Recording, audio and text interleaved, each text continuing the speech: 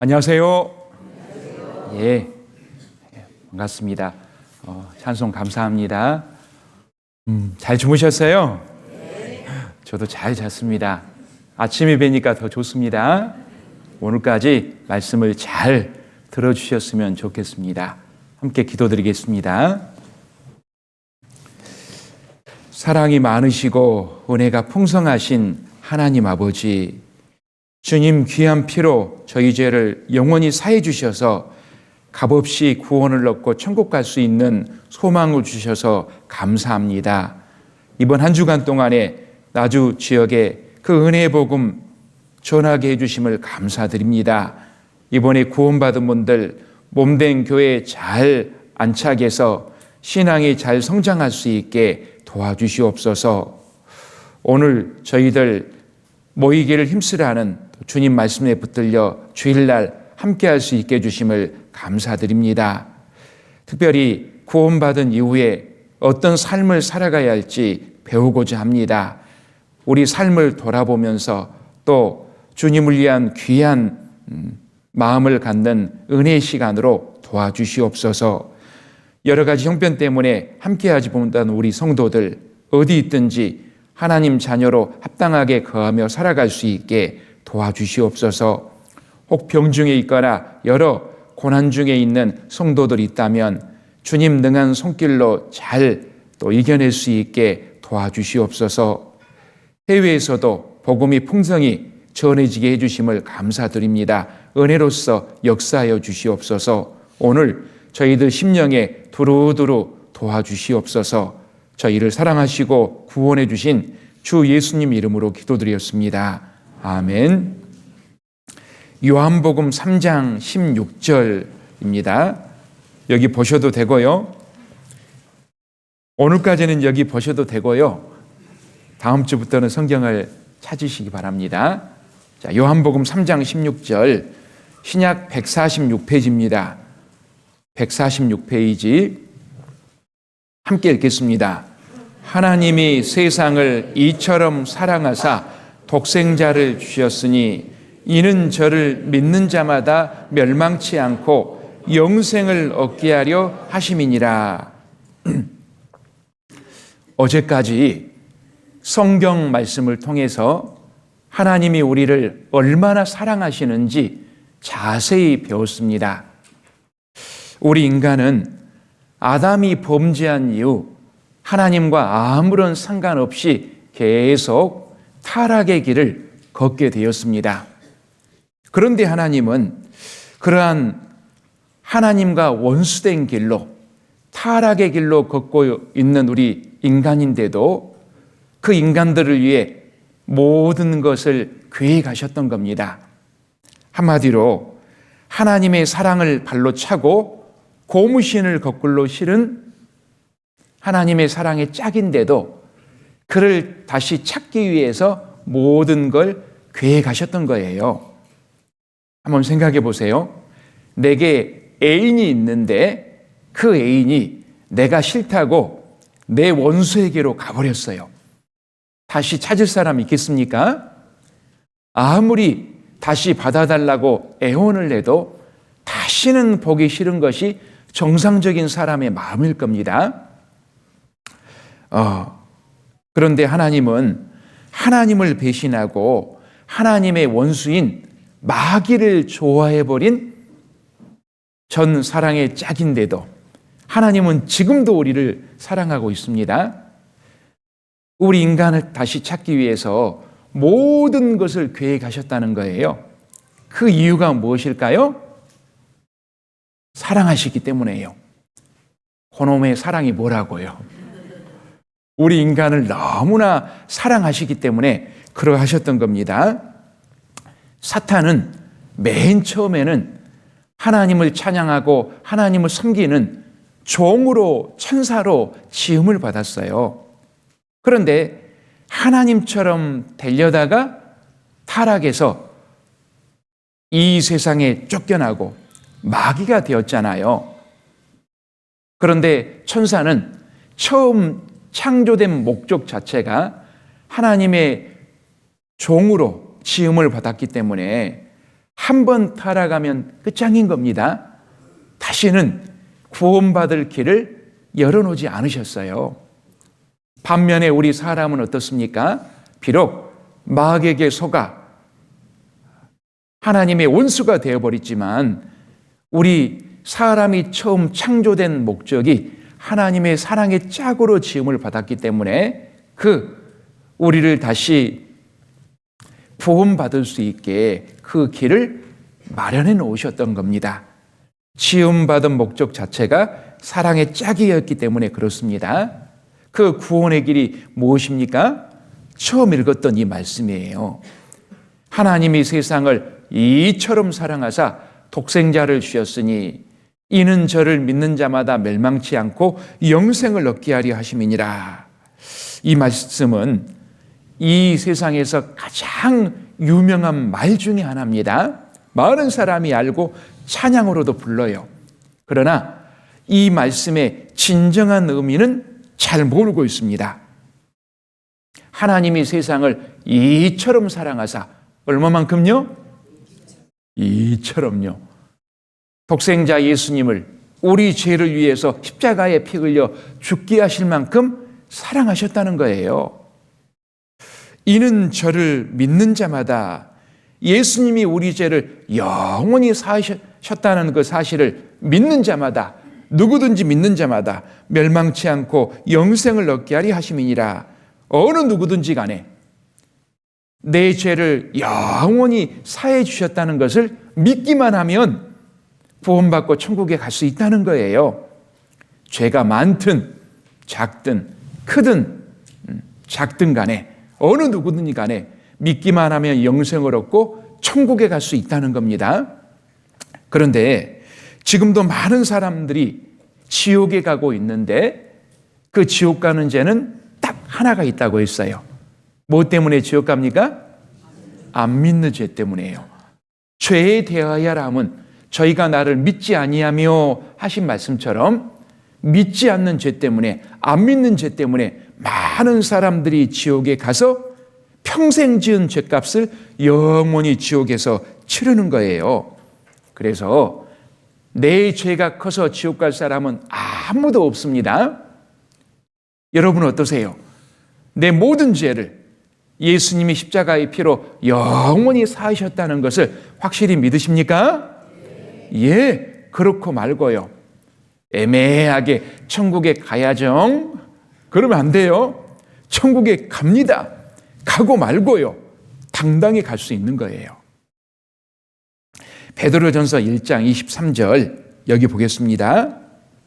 베드로전서 1장 23절 너희가 거듭난 것이 썩어질 씨로 된 것이 아니요 썩지 아니할 씨로 된 것이니 하나님의 살아있고 항상 있는 말씀으로 되었느니라.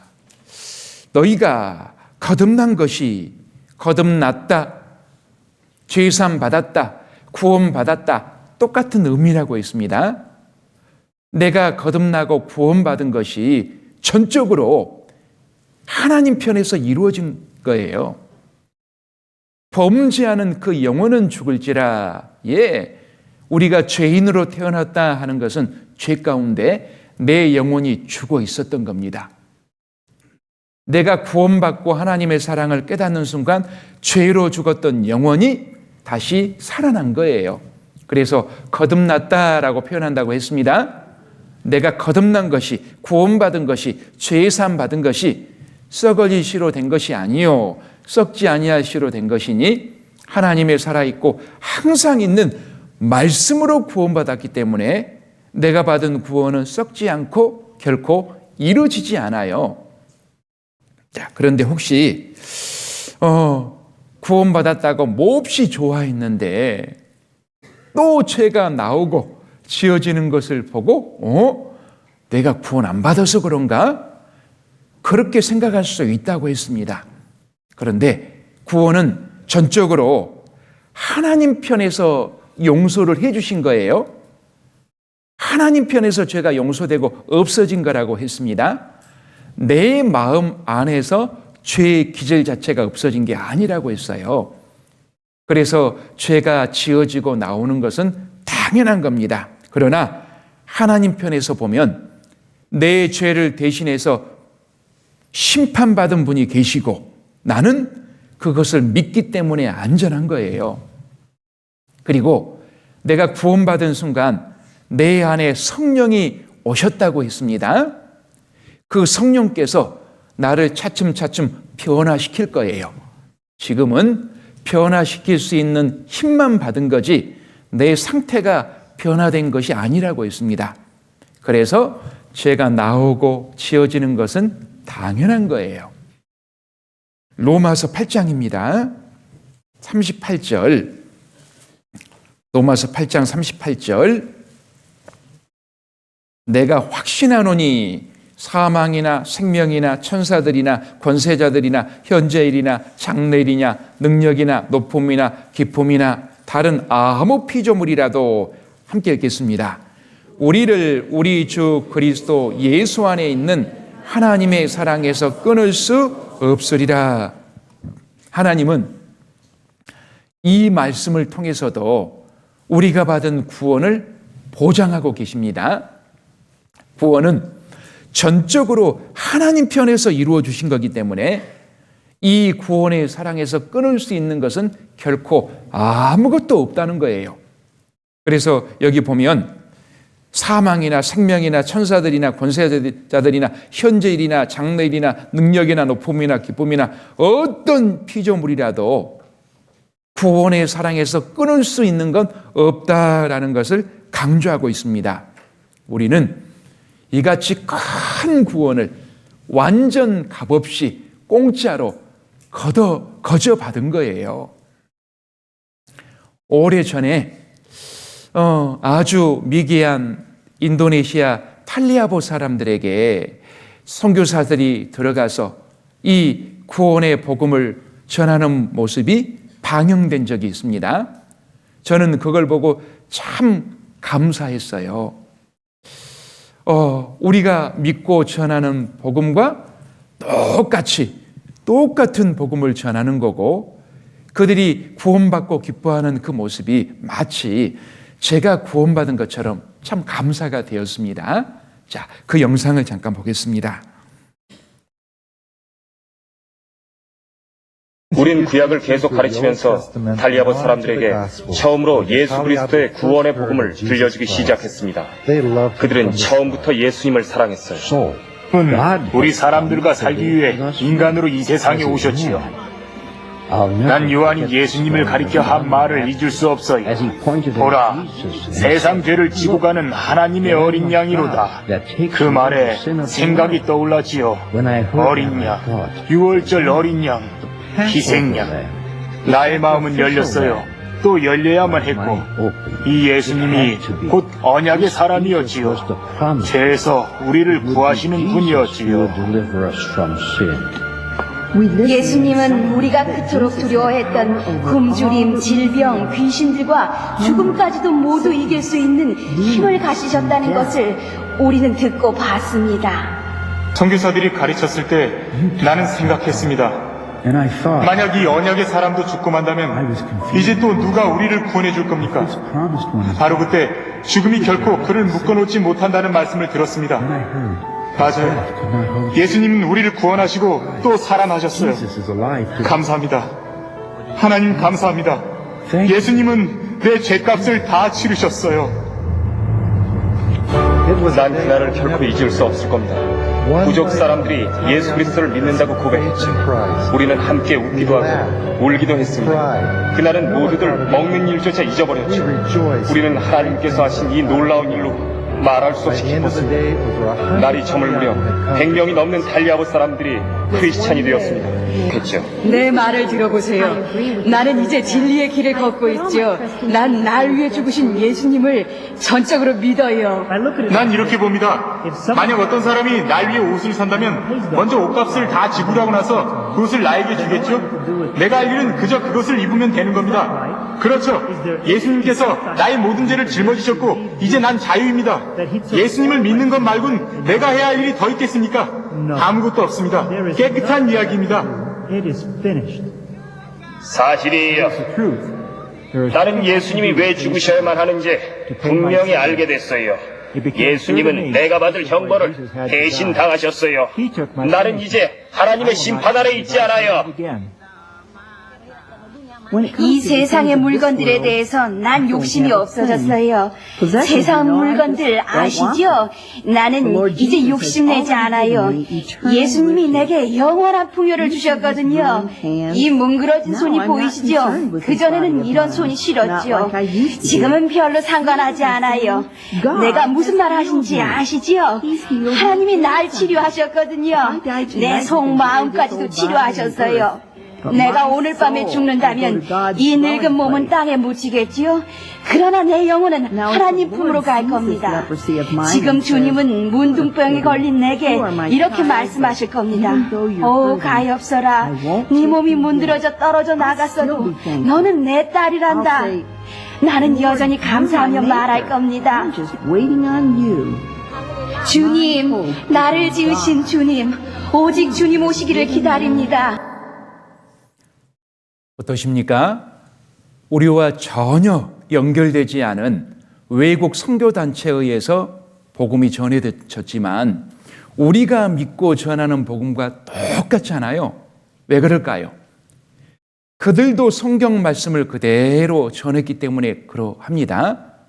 성경도 하나고 믿음도 하나고 구원의 복음도 하나이기 때문에 그렇습니다. 이같이 큰 복음을 우리는 구원을 받은 겁니다.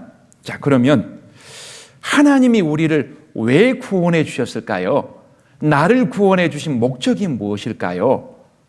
그걸 아는 것은 중요합니다. 이 세상에서도 성공한 삶을 살아가는 사람들이 많습니다. 그들의 성공 비결을 물어보면 분명한 목적을 가지고 열심히 일했다라고 이야기합니다. 그래서 성공했다는 거예요. 우리 신앙생활도 마찬가지입니다. 하나님이 나를 구원해 주신 목적을 알아야지 하나님 뜻대로 올바로 살아갈 수 있어요. 아는 것이 힘이다. 알아야 면장을 한다. 하나님이 우리를 왜 구원해 주셨을까요? 알아야지 그 뜻대로 올바로 살아갈 수 있습니다. 자, 하나님이 우리를 구원해 주신 목적은 영원한 천국에서 영원한 사랑의 짝으로 영원히 우리와 함께 사시려고 나를 구원해 주신 거예요. 천국이 얼마나 좋은 곳인지 요한계시록 21장, 22장에 자세히 말씀하고 계십니다. 고통이 없고 눈물이 없고 아픈 것이 없고 죽는 것이 없고 가장 행복한 행복의 극치가 바로 천국이에요. 그 좋은 천국에서 우리와 영원토록 함께 사시려고 우리 구원해 주신 거예요. 만약에 그 좋은 천국에서 하나님 혼자만 사신다면 좋겠어요? 한번 생각해 보세요. 이 세상에서 가장 좋은 곳에서 나 혼자 산다면 좋을까요? 내 마음대로 하고 뭐 너무 좋겠지. 그건 중2 생각이에요. 중2 죄송합니다. 그런데 10년, 100년도 아니고 영원히 나 혼자만 산다고 생각해 보세요. 끔찍한 겁니다. 하나님은 그 좋은 천국에서 영원한 우리의 사랑의 짝으로 영원히 우리와 함께 사시려고 우리를 구원해 주셨어요. 그리고 하나님이 우리를 구원하신 또 다른 목적이 있습니다. 디도서 2장 14절입니다. 성경 찾아보겠습니다. 여기 보셔도 되고요. 디도서 2장 14절 신약 349페이지 디도서 2장 14절 함께 읽겠습니다. 그가 우리를 대신하여 자신을 주심은 모든 불법에서 우리를 구속하시고 우리를 깨끗하게 하사 선한 일에 열심하는 친백성이 되게 하려 하심이니라. 하나님께서 나를 구원해 주신 또 다른 목적은 하나님의 선한 일에 열심하는 친백성이 되게 하시려고 나를 구원해 주셨어요. 하나님은 우리가 구원받고 자녀로서의 삶만 살아가는 것으로 만족하지 않습니다. 신앙이 건강히 자라서 하나님의 근실한 일꾼의 삶을 살아가기를 원하시는 거예요. 한번 생각해 보세요. 내게 자식이 태어났는데, 그래, 너는 사람인 것, 내 자식인 것으로만 나는 만족해. 그럴까요? 그건 기본이에요. 건강히 자라서 사회에 근실한 일꾼이 되기를 원할 겁니다. 하나님도 마찬가지예요. 우리가 하나님의 자녀인 것, 그거 기본이에요. 하나님은 신앙이 건강히 자라서 근실한 하나님의 일꾼 되기를 원하십니다. 하나님의 선한 일에 열심하는 친백성이 되게 하리 하심이니라. 그러면 구원받은 사람으로서 우리가 어떻게 살아가야 할까요? 그건 조금 후에 자세히 말씀을 드리겠습니다. 베드로후서 3장 18절입니다. 베드로후서 3장 18절. 오직 우리 주 곧 구주 예수 그리스도의 은혜와 저를 아는 지식에서 뭐라고요? 자라가라, 성장해가라, 영광의 이제와 영원한 날까지 저에게 있을지어다.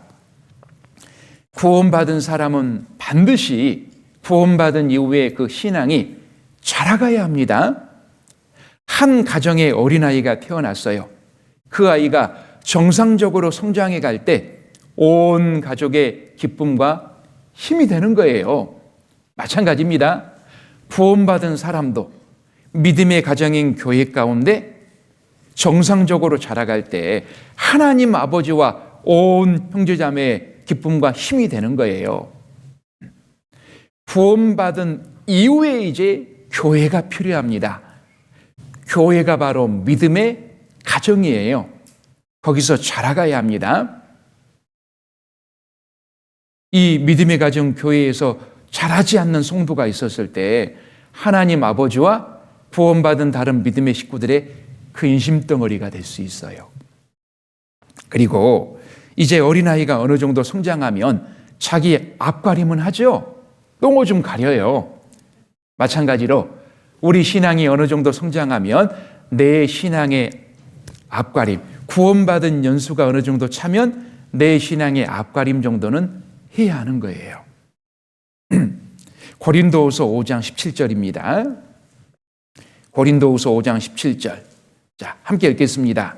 그런즉 누구든지 그리스도 안에 있으면 새로운 피조물이라. 이전 것은 지나갔으니 보라 새 것이 되었도다. 우리가 구원받은 것을 거듭났다라고 했습니다. 그리스도 안에서 완전 새로운 피조물이 된 거예요.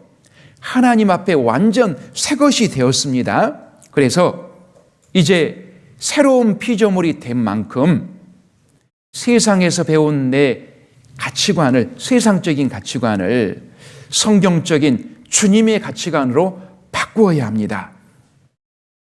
내가 돈을 벌고 열심히 살아가는 목적이 무엇이었습니까? 오로지 나와 내 가족이 이 세상에서 잘 먹고 잘 살려고 그랬을 거예요.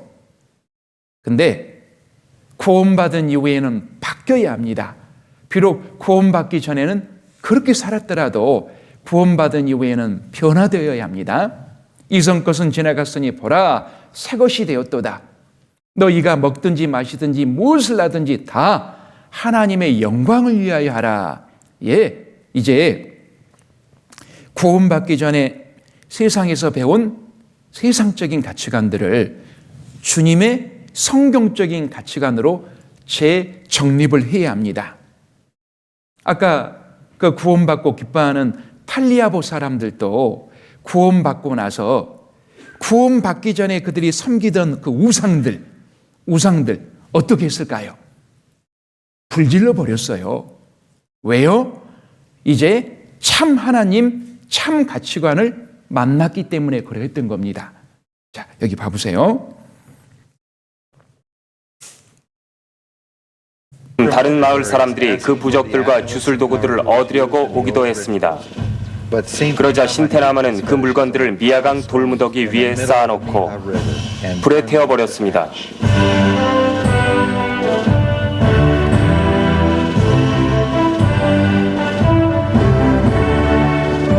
우린 그것들을 깨끗이 없애버렸지요.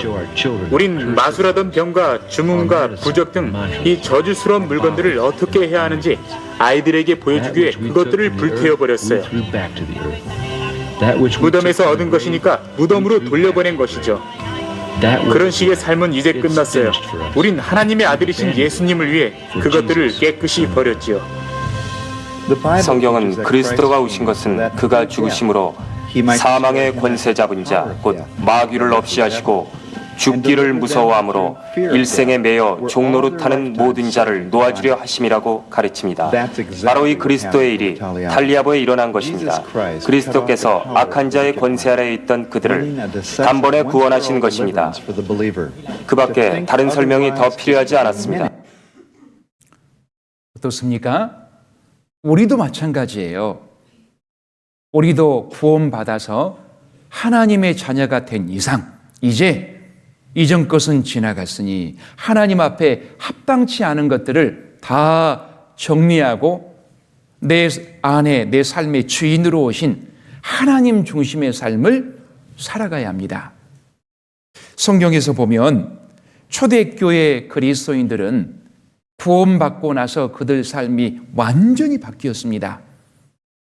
예수님의 제자들을 보면 그들이 구원받지 않고 예수님을 따라다녔을 때는 길가에서 서로 네가 크니 내가 크니 육신적인 모습이 강했습니다.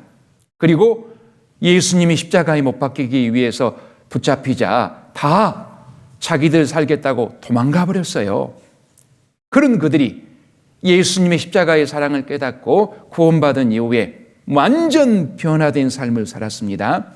이제 주님만을 평생 주님으로 섬기고 주님과 복음만을 위해 살아가다가 그들 다 순교로서 하나님께 영광을 돌렸습니다. 사도 바울은 어떻습니까? 구원받기 전에는 전적으로 자기 열심을 가지고 하나님을 믿으려고 했어요. 그래서 구원받은 사람들을 핍박하고 잡아서 감옥에 가두는 일에 앞장섰습니다. 그런 그가 구원받은 이후에 어떻게 바뀌었습니까? 자기가 평생 세상에서 배운 그 세상 지식을 오직 그리스도를 위하여 배설물 똥으로 여겼습니다. 그리고 그가 그렇게 핍박하던 예수님을 구주로 믿고 그의 목숨이 다하는 그날까지 힘껏 전하다가 그도 로마에서 목잘려 순교했습니다. 사도행전에 보면 사도 바울을 감옥에 가두고 지키던 빌립보 간수 이야기가 나옵니다. 그가 구원받기 전에는 바울을 잡아 가두고 지키던 바울의 원수와 같은 사람이었어요. 그런데 그도 바울의 전도로 구원을 받습니다. 그리고 바울을 감옥에서 이끌어내서 자기 집으로 인도해서 가족들을 전도해요. 그리고 그는 빌립보 교회의 귀한 일꾼이 되었습니다. 이게 어떻게 가능할까요? 이전 것은 지나갔으니 보라 새 것이 되었도다. 주님 피로 확실히 구원받은 사람은 그 삶과 가치관이 바뀌게 되어 있어요. 여러분 어떠십니까? AD 64년에 로마에 대화재가 발생했습니다. 당시 네로 황제는 그 화재 원인을 그리스도인들에게 전가시키고 그리스도인들을 대대적으로 핍박을 했습니다. 그래서 많은 그리스도인들이 화형을 당하고 사자밥이 되고 많이 죽임을 당했어요. 그래서 그리스도인들은 당시 카타곰이라고 하는 지하 무덤에 들어가 살아야만 했습니다. 그렇게 낮에는 핍박을 피해 거기에 지내다가 밤이 되면 나와서 복음을 전했어요. 그러다가 붙잡히면요, 죽임을 당하는 거예요. 그러던 차에 어느 로마 명문 가문이 구원을 받습니다. 거기서 13살 먹은 장손도 구원을 받아요. 그런데 결국 그들도 로마군에게 발각이 돼서 이제 재판장에서 재판을 받습니다. 재판관이 13살 먹은 그 아이에게, 소년에게 질문합니다. 너는 로마 대명문 가문의 장손이다. 지금이라도 네가 예수를 부인한다면 너는 살아날 거고 계속 엄청난 부귀 영화를 누릴 거다. 그런데 끝까지 예수를 믿겠다고 고집한다면 너 사자밥이 될 줄 알아라. 선택하라. 뭘 선택했을까요? 그 13살 먹은 소년은 대답합니다. 재판관님, 주님은 저를 위해 죽으셨습니다. 주님이 저를 위해 죽으셨는데 내가 어찌 주님을 모른다고 주님을 부인할 수 있겠습니까? 순교를 선택하고 결국 사자밥이 되고 맙니다. 영상 하나 보겠습니다.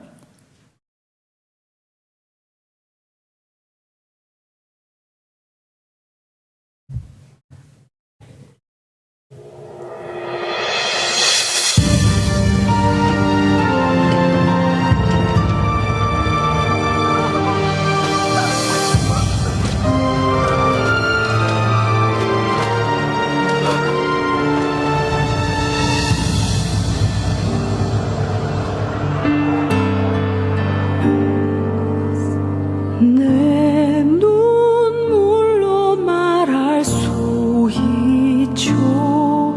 그분의 사랑 이야기. 모진 고통 그 아픔 참아내신 세상을 만드신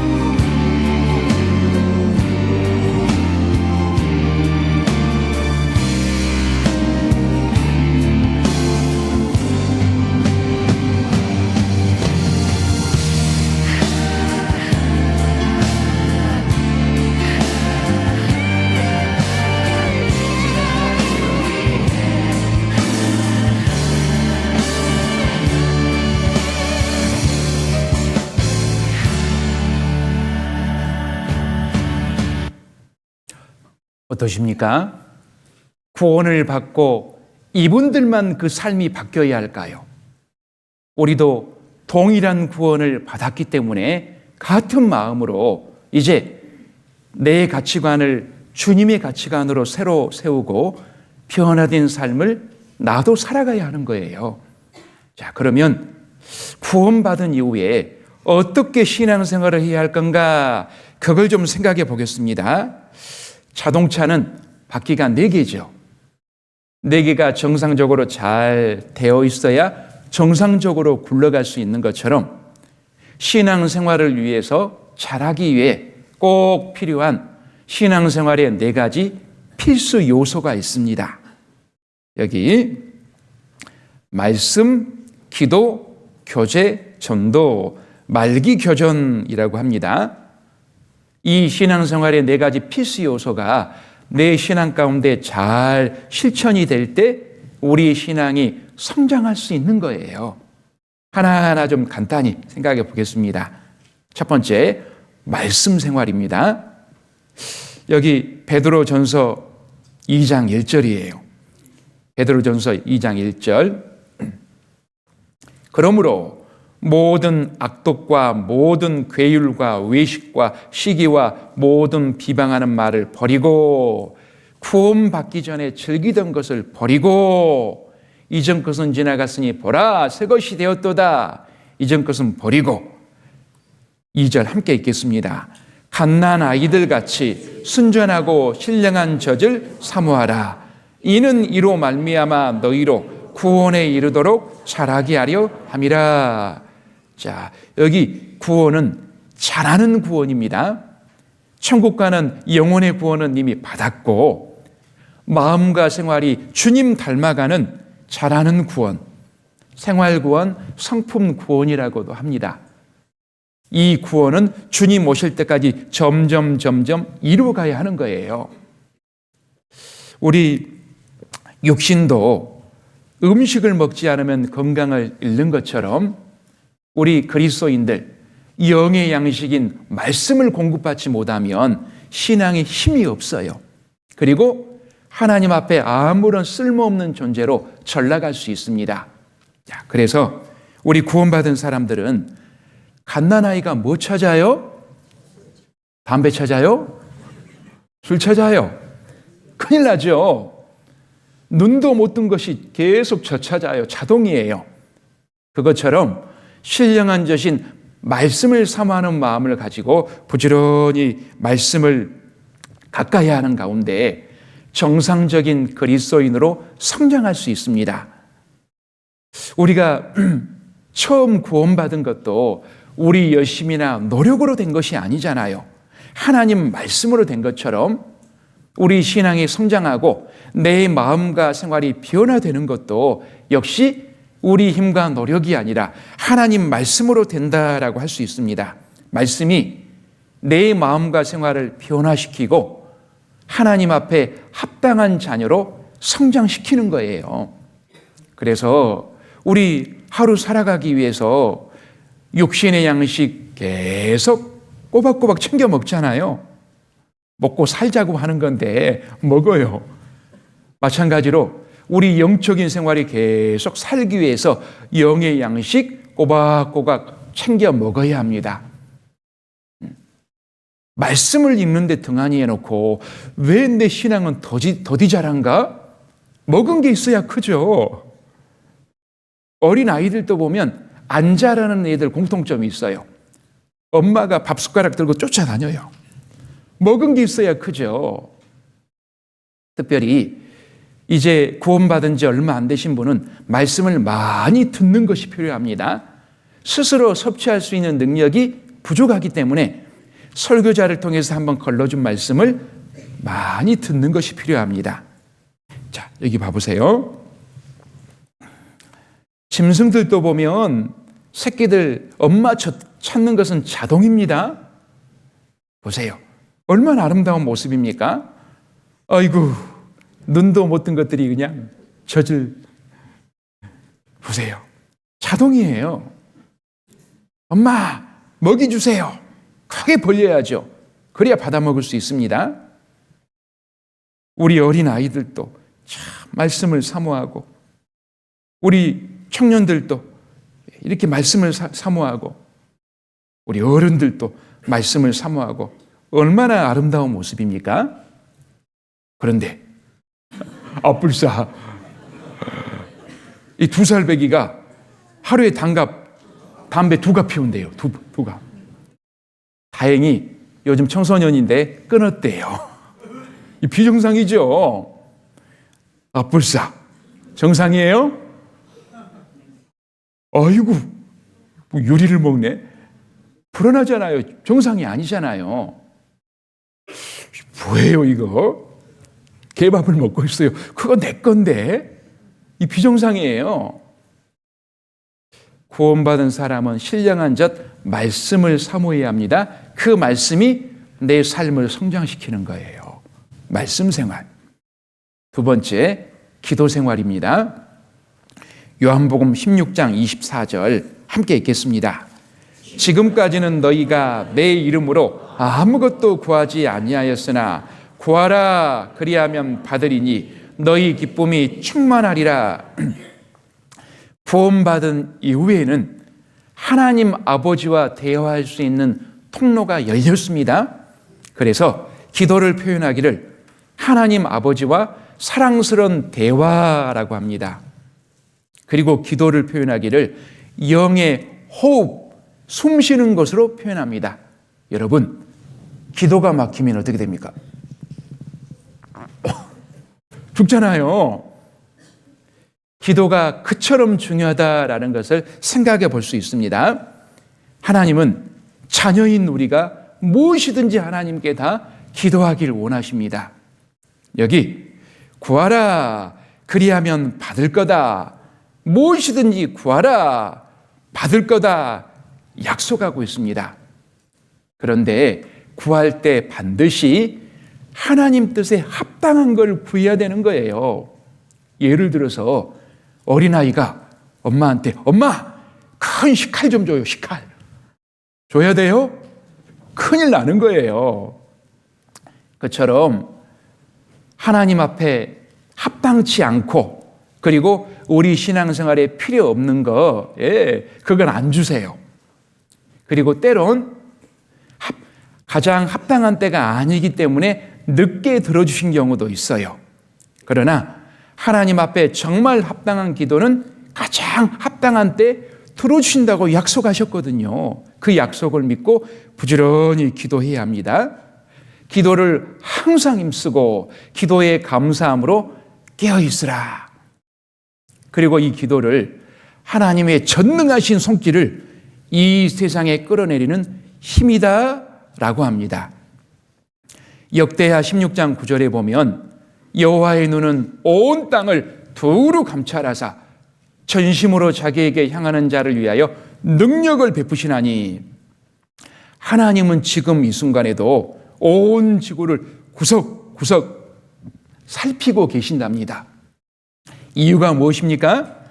하나님께 전심으로 향하는 자, 즉 전심으로 기도하는 사람, 그 사람을 찾으려고요. 찾아서 뭐 하시게요? 저희에게 능력을 베푸시나니 전능하신 능력으로 기도 응답해 주시려고요. 어떠세요? 그 하나님의 찾고 찾으심에 발견되고 싶지 않으십니까? 이건 가장 큰 대박이에요. 하나님께 발견되려면 어떻게 해야 할까요? 전심으로 찾는 자, 간절히 기도해야죠. 그리고 처음 구원받으면 나를 위한 기도부터 시작하세요. 가끔 목사님 기도 어떻게 해요? 기도문 좀 써주세요. 그런 분이 있어요. 기도하다 보면 늘어. 어린아이가 태어나자마자 말을 유창하게 연설합니까? 아니죠. 엄마, 아빠, 그것부터 시작하잖아요. 마찬가지입니다. 우리 구원받고 하나님 아버지 하다 끝나요. 그것부터 시작하는 거예요. 그리고 점점 아이가 성장하면서 말이 느는 것처럼 우리 신앙이 성장하면서 기도하다 보면 기도가 늘어요. 처음 자기 자신을 위한 기도부터 시작하세요. 그리고 신앙이 성장함에 따라서 우리 기도 영역도 점점 확장되어야 합니다.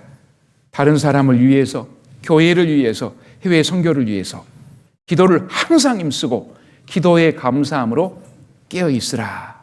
기도 생활. 그리고 세 번째, 교제입니다. 교제.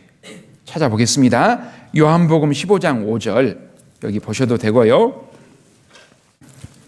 요한복음 15장 5절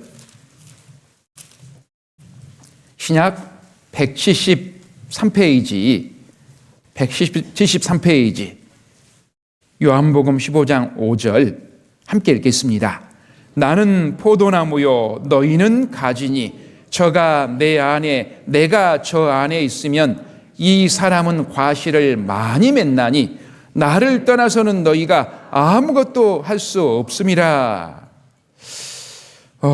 이 교제는 사람이 태어나서 가정에서 가족들과의 사귐 속에서 성장하는 것과 같습니다. 어린아이가 태어나면 혼자 성장하는 게 아니죠. 엄마 아빠가 계시고 가족들이 있고 가족들의 사랑과 보살핌 속에서 건강하게 자라갈 수 있는 거예요. 자, 이처럼 구원받은 사람도 반드시 믿음의 가정 교회에서 구원받은 성도들과 사랑의 교제 가운데서 그 신앙이 성장할 수 있는 겁니다.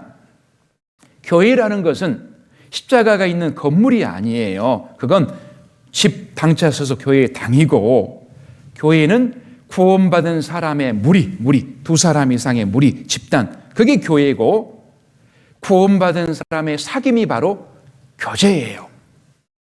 그래서 어린아이가 태어나면 가정에 거하는 것이 정말 중요하잖아요.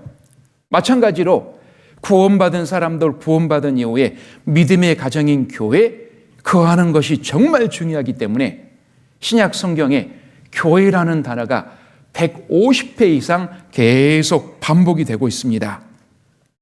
그리고 예수님도 이 교회 교제가 너무 중요하기 때문에 방금 읽었던 것처럼 포도나무와 포도나무 가지의 비유를 통해서 포도나무 가지가 포도나무에 붙어 있을 때 절로 그 열매를 많이 맺을 수 있는 것처럼 우리 구원받은 사람도 믿음의 가정, 교회, 교제 가운데 붙어 있을 때 신앙의 열매를 절로 많이 맺을 수 있다.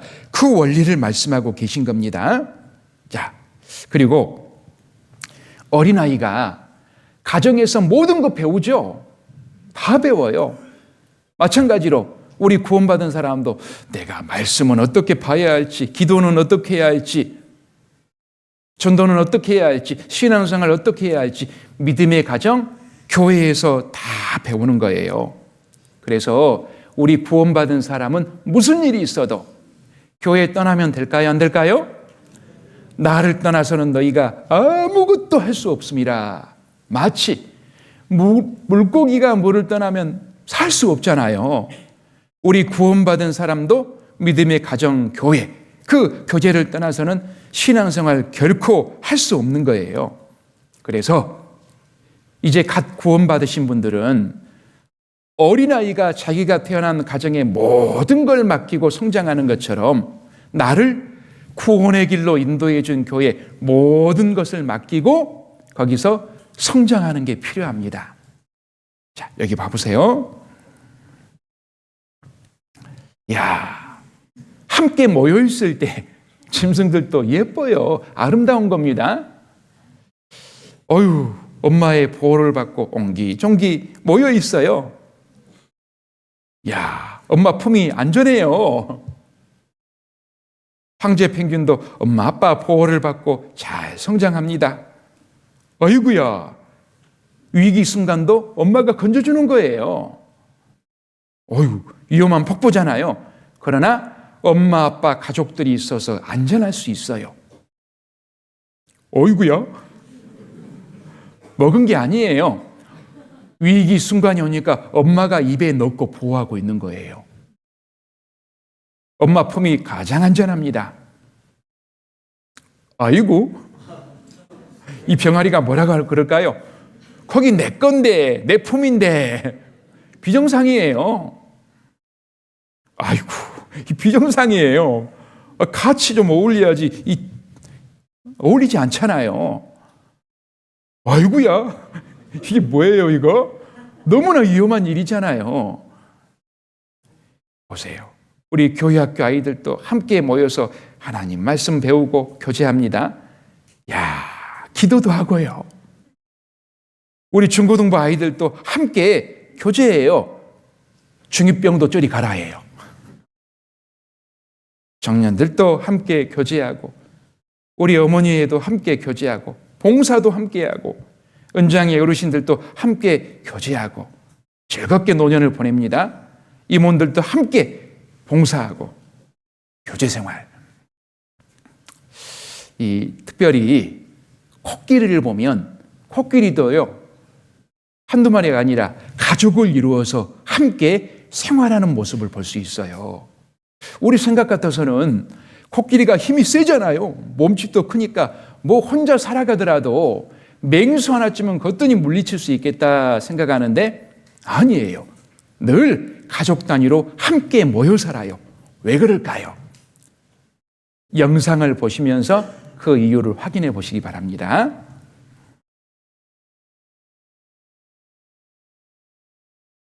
하지만 이 거대한 동물도 낳을 때부터 컸던 것은 아닙니다. 그리고 하이에나들이 노리는 약점이 바로 이것이죠. 이 암컷은 임신을 한 상태입니다. 지난 22개월 동안 새끼를 베고 있었습니다. 태어날 때쯤이면 이 새끼의 몸무게는 120kg 정도가 됩니다. 그리고 일생 동안 계속 자라게 되죠.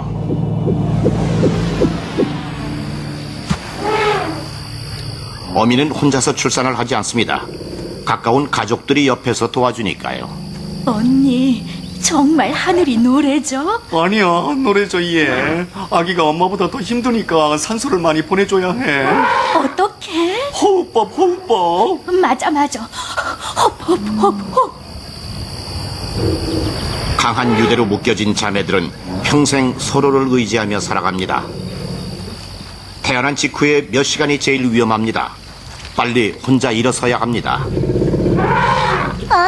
귀여워라. 어디서 아주 귀여운 냄새가 나는데? 하이에나는 아주 예민한 후각을 자랑합니다. 청각도 극도로 발달했죠. 그리고 특별하게 밤에도 잘 볼 수 있습니다. 이들은 벌써 냄새를 따라 추적에 나섭니다. 오늘은 심야 출장이다. 출동! 제 엄마를 쏙 빼닮았다, 얘. 신생아실이 어디야? 여기 어딘데? 이제 찾는 것은 시간 문제입니다. 누워있는 동안 이 어린 새끼는 아주 위험합니다. 코끼리 가족들은 새로 태어난 새끼를 빨리 일어나서 뛰도록 도와야 합니다.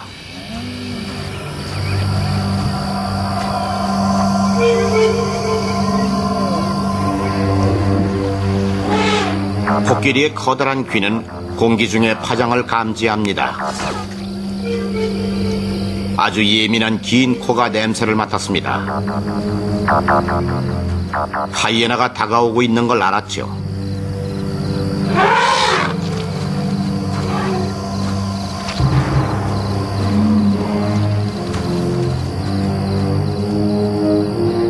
(20분) 후 새끼가 드디어 일어섰습니다. 이제는 희망이 보입니다. 와, 방금 나온 따끈따끈한 코끼리 고기네. 남의 귀한 조카를 뭐? 이놈! 하이에나가 기회를 잡으려면 재빨리 물이 한가운데로 뚫고 들어가야 합니다. 하지만 코끼리들은 이미 준비가 돼 있죠. 무리 중 한 마리가 무시할 수 없는 경고를 보냅니다.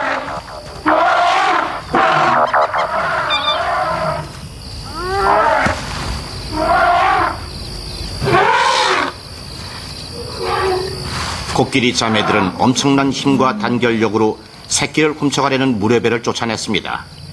시간이 지나면서 어린 새끼는 이 거대한 야생에서 살아갈 힘을 얻겠죠. 엄마, 내가 태어나자마자 무서운 하이에나를 물리쳤죠?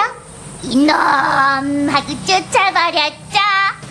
하지만 이 어린 암컷이 다른 가족들과 어깨를 나란히 하려면 몇 년은 더 흘러야 할 겁니다. 어떠십니까? 만약에 이 새끼 코끼리를 위해서 가족들이 함께 연합하지 않았다면 포식자의 밥이 됐을 겁니다. 이 새끼를 살리기 위해서 온 가족이 혼연일체가 돼서 지킨 결과 무사하게 되었다는 거예요. 우리 신앙생활도 마찬가지입니다. 신앙생활은 결코 혼자 할 수 없는 거예요. 이 코끼리 가족이 함께 모여서 함께 살고 연합한 이유가 무엇이었습니까? 살라고. 살기 위해서요. 그것이 그들의 생존 법칙이기 때문에 그러했던 겁니다. 그것은 그들이 살기 위한 방법이 되었을 뿐만 아니라 갓 태어난 새끼 코끼리를 살리기 위한 귀한 길이 되었던 거예요. 우리 신앙생활이 그렇다니까요. 우리 구원받은 사람들도 믿음의 가정, 교회, 교제 가운데 함께 거해야지만이 마귀의 세력, 죄의 유혹으로부터 이길 수 있어요. 그리고 나아가서 우리가 함께 연합하는 가운데, 협력하는 가운데 이제 갓 구원받은 이 신앙이 어린 형제 자매들도 마귀 세력으로부터 보호할 수 있는 거예요. 그래서 우리는 뭉치면 살고 흩어지면 죽는다. 이 성경 말씀이에요.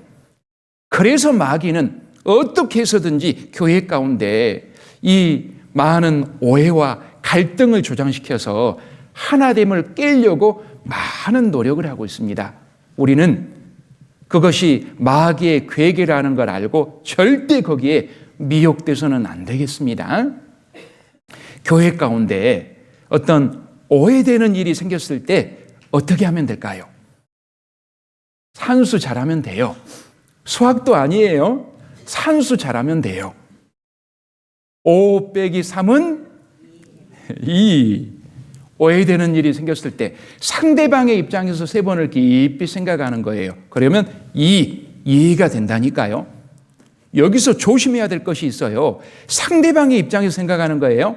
내 입장에서 생각하면 5 더하기 3은 8, 열이 펄펄 나요. 자다가도 벌떡 깬다니까요. 상대방의 입장에서 3번을 깊이 생각해야지 이해가 돼요. 그럴 수도 있었구나. 그리고 2 더하기 2는 4. 그렇게 이해를 2번만 하면 사랑이 됩니다. 정말입니다. 평안에 매는 줄로 사랑의 줄로 성령의 하나 되게 하신 것을 힘써 지키라 말씀하십니다. 골로새서 2장 6절입니다. 여기 보셔도 됩니다. 골로새서 2장 6절. 신앙 성장의 과정을 잘 말씀하고 있는 말씀이에요. 그러므로 너희가 그리스도 예수를 주로 받았으니, 그리스도 예수님을 구원의 주로 받았습니다. 우리는. 그리고 내 삶의 주인으로 오셨습니다. 그 안에서 행하되 이제 주님 안에서 행해야 합니다. 주님 안에서 행하는 것은 여러 가지가 있는데 가장 대표적이고 중요한 것은 주님이 머리로 거하시는 몸된 교회, 믿음의 가정인 교회 안에 거하는 거예요. 그 안에서 행하되 그 안에 뿌리를 박으며 몸된 교회에 확실히 뿌리를 박는 거예요. 그때부터 신앙이 시작되는 겁니다. 뿌리를 박고 안착을 하면 세움을 입어 신앙이 세워집니다. 교훈을 받은 대로 말씀의 교훈이 내 마음판에 새겨져요. 믿음에 굳게 서서 믿음이 성장해요. 감사함을 넘치게 하라. 감사함이 넘치는 신앙생활을 할 수 있습니다. 그 시초가 뭐냐? 그 안에 뿌리를 박으며 믿음의 가정인 교회에 확실히 뿌리를 내리고 안착하는 거예요. 어떤 나무가 큰 비바람이 불고 태풍이 불어도 끄떡없이 잘 견고히 버틸 수 있습니까? 그 뿌리를 땅에 확실히 박은 나무가 홍수가 나도 끄떡이 없어요. 여러분, 신앙생활 만만치 않습니다. 많은 고난과 어려움, 마귀의 방해가 있어요. 어떤 사람이 신앙이 흔들리지 않고 견고히 튼튼하게 버틸 수 있을까요? 신앙의 뿌리를 믿음의 가정교회에 확실히 내리고 안착한 사람이 그렇습니다. 그리고 아까 주님은 요한복음 15장에서 포도나무와 가지 비유를 말씀하시면서 구원받은 사람은 반드시 믿음의 가정 교회 교제 가운데 거하라. 그리고 나서 그걸 강조하고 나서 7절에 보면 너희가 내 안에 거하고 내 말이 너희 안에 거하면 무엇이든지 원하는 대로 구하라. 보세요. 우리가 교제 안에 거하면서 성도들과 풍성한 교제의 삶을 나누면서 무엇이든지 원하는 대로 구하라 하시는 거예요. 그리고 그 다음이 그리하면 이루리라. 그때 기도 응답의 약속을 하고 계세요. 기도 응답의 약속도 내가 몸된 교회 가운데 거했을 때 그 안에서 성도들과 풍성한 교제의 삶을 누리며 살아갈 때 그 교제에 역사하시는 주님의 능력으로 기도 응답을 해 주시는 거예요. 여러분, 기도 응답의 약속도 몸된 교회 교제 가운데 주님이 해 주시는 겁니다. 자, 그래서 이번에 구원받으신 분들께 가장 중요하고 가장 강조해 드릴 것은 믿음의 가정, 교회, 또 성도들과의 사귐, 교제에 대해서입니다. 아마 나를 전도하신 분이 잘 안내를 해 주실 겁니다. 세 번째, 교제 생활. 마지막 네 번째, 전도 생활입니다. 디모데후서 4장 2절에 이런 말씀이 있습니다. 디모데후서 4장 2절 함께 읽겠습니다. 너는 말씀을 전파하라. 때를 얻든지 못 얻든지 항상 힘쓰라. 범사에 오래 참음과 가르침으로 경책하며 경계하며 권하라. 너는 말씀을 전파하라. 그런데 실은 우리가 전도하는 것은 누군가가 전도해? 전도의 명령, 요구가 있기 때문에 전도하는 게 아니에요. 정말 내가 사랑하는 사람에게 내가 가지고 있는 가장 소중한 것을 전해주고 싶은 그 간절한 마음으로 하는 거예요. 여러분들 쉰들러 리스트 영화 보셨습니까? 제2차 세계대전 중에 독일 히틀러는 유대인을 무려 600만 명이나 대학살했다고 했습니다. 그때 쉰들러라고 하는 독일의 사업가가 있었어요. 그렇게 비참하게 죽어가는 유대인들이 너무나 불쌍한 거예요. 그래서 자기의 많은 돈을 들여서 그 죽어가는 유대인들을 살렸습니다. 그 살아난 사람의 이름이 적힌 명부가 바로 쉰들러 리스트입니다. 1000명을 넘게 살렸어요. 이제 독일이 패망을 하고 쉰들러도 공장을 문을 닫고 떠나려고 하는데 그에 의해서 생명의 건짐을 받은 많은 사람들이 그 고마움을 표시하기 위해서 많이 모여서 그에게 반지 하나를 선물로 줍니다. 그때 쉰들러가 흐느끼면서 하는 말이 우리 신금을 울리잖아요. 자기가 타고 갈 자동차를 가리키면서 야, 내가 저거 팔았다면 적어도 10명은 더 건질 수 있었을 건데 자기가 차고 있는 배지를 가리키면서 이거 금이니까 이거 팔았다면 적어도 2명은 더 건질 수 있었을 건데 내가 안 한 거야. 내가 안 한 거야. 흐느낍니다. 자, 이 모습은 우리 사랑하는 사람들이 구원받지 못하고 죽음을 건너갔을 때 지옥 가는 거잖아요. 내가 땅을 치며 후회하는 나의 흐느낌이 아닐까요? 내가 한 번만 더 권유했더라면 좋았을 건데 한 번만 더 조금만 더 담대했더라면 좋았을 건데 내가 가지고 있는 돈, 물질을 들여 그 마음문을 조금이라도 더 열었으면 좋았을 건데 내가 안 한 거야. 내가 안 한 거야. 많은 후회가 앞설 겁니다. 자, 영상 하나 보겠습니다.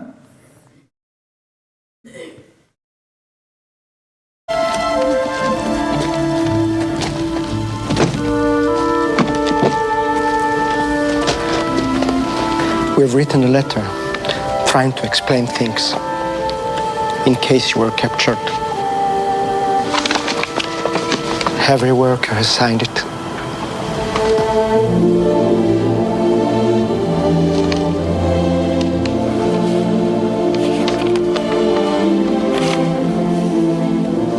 Thank you.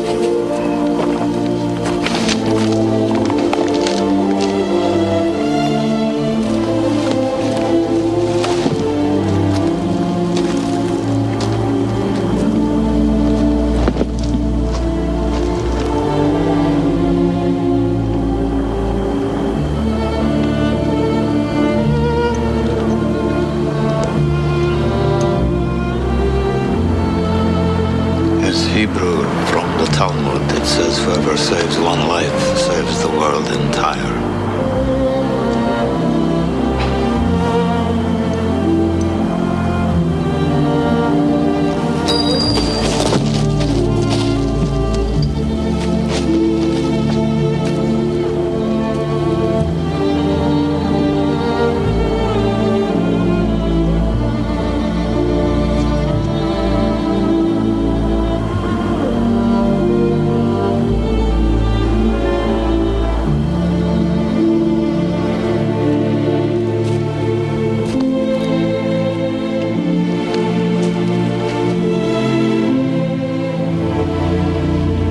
I could have got more out. I could have got more. I don't know if I just... I could have got more. Oscar, there are 1,100 people who are alive because of you. Look at them. If I'd made more money.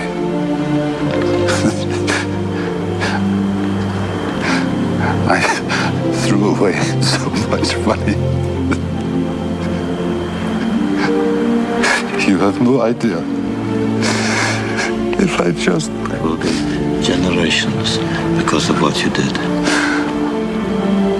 I didn't do enough. You did so much.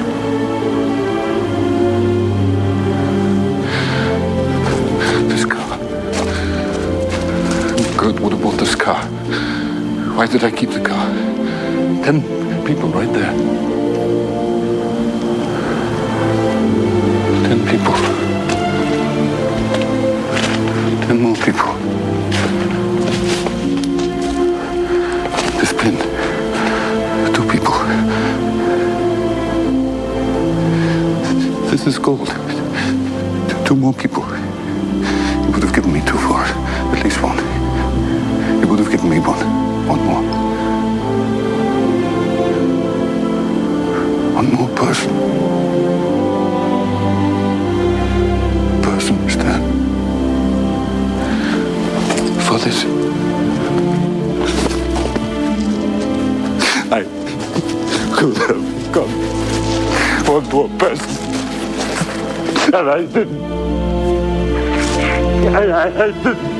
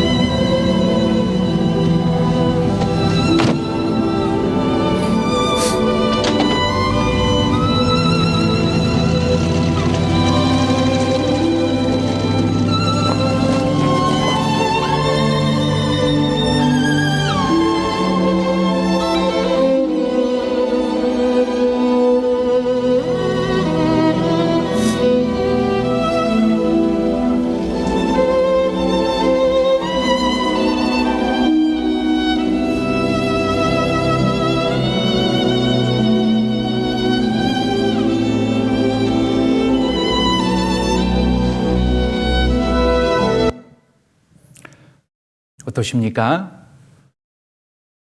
우리에게 이런 회의 모습이 조금이라도 더 적으려면 어떻게 해야 할까요? 예, 우리 나머지 생에 주님과 복음을 위한 큰 꿈을 가지고 살아가야 할 겁니다. 여러분, 구원받기 전에 여러분 꿈이 무엇이었습니까? 오로지 나와 내 가족이 잘 먹고 잘 살고 이 세상에서 성공하는 것이 꿈이었을 겁니다. 그런데 구원받은 이후에는 어떤 꿈을 가지고 살아가고 계십니까? 이번에 구원받으신 분들 어떤 꿈을 가지고 살아가시렵니까? 이전 것은 지나갔으니 보라 새 것이 되었도다 하신 말씀처럼 우리 주님이 가장 기뻐하시는 한 사람의 영혼이라도 살리고 건지는 주님과 복음을 위한 영원하고 귀한 꿈을 가지고 살아가야 할 겁니다. 시편 116편 12절입니다. 시편 116편 12절 구약 성경 888페이지 116편 12절 함께 읽겠습니다. 여호와께서 내게 주신 모든 은혜를 무엇으로 보답할꼬. 우리는 하나님이 우리에게 베푸시는 많은 은혜 가운데 살아가고 있습니다. 가장 큰 은혜가 구원의 은혜죠. 그리고 이제 신앙생활 가운데 계속 은혜 위에 은혜를 주시는 체험들을 많이 하실 겁니다. 그 은혜 무엇으로 보답하시렵니까? 다른 것이 아니에요. 나를 구원하신 주님, 내 삶의 주인이신 주님께 나의 모든 것을 맡기는 거예요. 다시 말하면 주님이 머리로고 하시는 몸된 교회, 믿음의 가정 교회 딱 붙어서 신앙생활 잘하는 겁니다. 주님은 그걸 가장 원하십니다. 그러했을 때 주님이 나를 일꾼으로 쓰시는 거예요. 주님은 포도나무 가지가 포도나무에 붙어 있으면 절로 과실을 많이 맺는다 약속하셨습니다. 그래서 우리의 나머지 생에 나를 위해 십자가에서 피 흘려 죽으신 그 주님의 은혜 보답하는 마음으로 정말 보람있게 살았으면 좋겠습니다. 그렇게 하시게요? 예, 함께 기도하겠습니다. 하나님 아버지 감사합니다. 주님 피로 저희의 모든 죄를 영원히 씻어주신 은혜 참으로 감사합니다. 그 구원의 복음을 이번 한 주간 동안에 나주 지역의 온 성도들 함께 전하게 해주심 또한 감사드립니다. 이번에 구원받은 분들 몸된 교회에 잘 뿌리를 내리고 안착해서 주님의 귀한 일꾼들이 되게 도와주시옵소서. 한 주간 수고하신 손길에도 큰 은혜로 채워주시옵소서. 우리 나주교회 담임 목사님을 중심으로 온 성도들이 사랑으로 하나가 되어 많은 영혼들 건지는 일꾼의 교회로 더욱 도와주시옵소서. 우리를 사랑하시고 큰 구원의 은혜를 베풀어 주신 예수님 이름으로 기도드렸습니다. 아멘. 자, 이제 조금 후에 성찬식을 가질 건데요. 성찬의 의미를 좀 생각을 해보겠습니다. 여기 고린도전서 여기 보시면 됩니다. 11장 23절. 고린도전서 11장 23절. 나왔네요. 내가 너희에게 전한 것은 주께 받은 것이니 곧 주 예수께서 잡히시던 밤에 떡을 가지사 축사하시고 떼어 가라사대 이것은 너희를 위하는 내 몸이니 이것을 행하여 나를 기념하라 하시고 식후에 또한 이와 같이 잔을 가지시고 가라사대 이 잔은 내 피로 세운 새 언약이니 이것을 행하여 마실 때마다 나를 기념하라 하셨으니 너희가 이 떡을 먹으며 이 잔을 마실 때마다 주의 죽으심을 오실 때까지 전하는 것이니라. 자, 주님은 구원받은 사람들에게 그 의미를 기념하기 위해서 기회가 있을 때마다 성찬식을 가지라 말씀하고 있습니다. 우리가 성찬식을 갖는 목적, 크게 세 가지 목적을 가지고 갔습니다. 자, 첫 번째는 예수님이 내 죄를 위해서 살이 찢기시고 피 흘리셨잖아요. 그 너무 감사하잖아요. 그 은혜를 기념하기 위해서 합니다.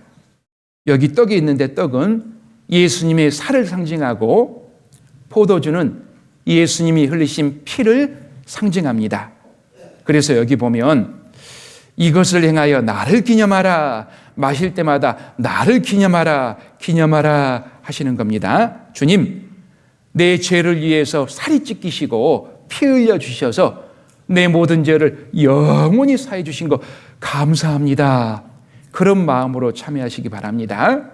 그리고 두 번째 목적은 여기 26절에 너희가 이 떡을 먹으며 이 잔을 마실 때마다 주의 죽으심을 오실 때까지 전하는 것이니라. 주님 죽으신 그 귀한 복음을 아직 모르는 사람들에게 주님 오실 때까지 힘있게 제가 전하겠습니다. 전도에 대한 우리 마음을 일깨우는 거예요. 전도에 대한 각오를 위해서 갖는 겁니다. 우리 그리스도인의 최고 사명이 전도이고 내가 이 세상을 살아가는 이유, 목적이 바로 전도입니다. 그리고 성찬식을 갖는 세 번째 목적은 주님 피로 구원받은 사람은 주님 안에서 하나다라는 연합을 강조합니다. 그래서 여기 10장 16절에 보면 우리가 축복하는 바 축복의 잔은 그리스도의 피에 참여함이 아니며 우리가 떼는 떡은 그리스도의 몸에 참여함이 아니냐. 떡이 하나요 많은 우리가 한 몸이니 이는 우리가 다 한 떡에 참여함이라. 여기 떡을 보면 하나예요. 하나. 한 떡에 참여해서 한 떡을 나눠 뗄 겁니다. 그 의미가 중요하기 때문에 그래요. 이 한 덩어리의 떡이 탄생하기 위해서는 그 나달의 쌀 알들이 부서지고 이겨져서 한 덩이의 이 떡이 탄생하잖아요. 마찬가지로 우리 사람들 구원받기 전엔 제각기 다 따로였어요. 달랐습니다. 그런데 주님 피로 구원받은 이후에는 모든 것이 이제 하나가 되었어요. 하나님도 같고 소망도 같고 인생의 목적도 하나가 되었어요. 그렇기 때문에 주님과 복음을 위해서 교회가 더욱 하나가 되고 함께 연합해야 될 것을 우리에게 알려주고 있습니다. 한 덩이에서 떼는 거예요. 그리고 이런 말씀이 있어요. 11장 27절에 보면 그러므로 누구든지 주의 떡이나 잔을 합당치 않게 먹고 마시는 자는 주의 몸과 피를 범하는 죄가 있느니라.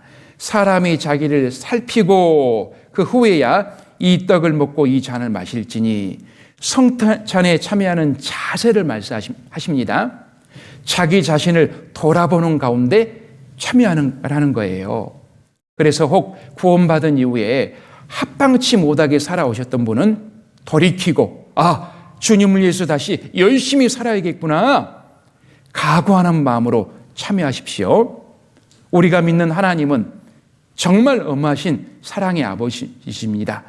그 하나님을 경외하는 마음으로 살아가야 합니다. 그래서 이번에 구원받으신 분들 감사한 마음으로 참여하시고요. 기존 우리 형제자매님들은 자신을 돌아보는 가운데 성찬에 임하시기 바랍니다. 성찬위원들 앞으로 나와주세요.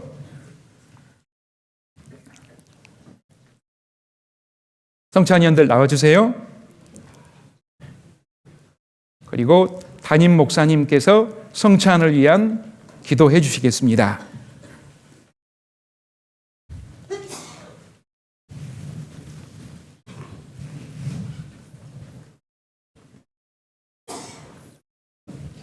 네, 함께 기도드리겠습니다. 사랑과 자비가 풍성하신 우리 하나님 아버지, 지난 한 주간 하나님의 귀한 말씀을 전할 수 있도록 허락해 주신 은혜를 감사드립니다. 성경을 통해서 하나님의 사랑과 예수님의 은혜를 깨닫게 하시고 또 몸된 교회 안에 거할 수 있도록 허락하심에 감사드립니다. 특별히 이번 성경 강의회를 통해서 말씀을 접하고 구원을 받으신 분들 꼭 교회 가운데 거할 수 있도록 인도해 주시기를 부탁드립니다. 한 주간 집회를 마무리하면서 주의 명을 쫓아 성찬식을 가지고자 합니다. 너희가 이 떡을 먹으며 이 잔을 마실 때마다 주의 죽으심을 오시는 그날까지 전하라는 말씀을 특별히 우리 마음속에 새기고 이 거룩한 성찬식에 참여할 수 있도록 허락하여 주십시오.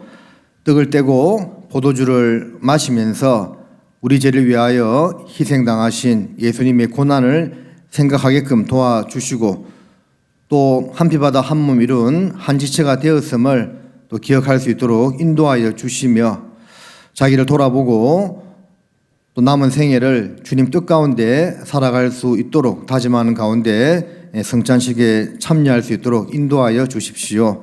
우리를 사랑하시는 주 예수님의 이름으로 기도드립니다. 아멘.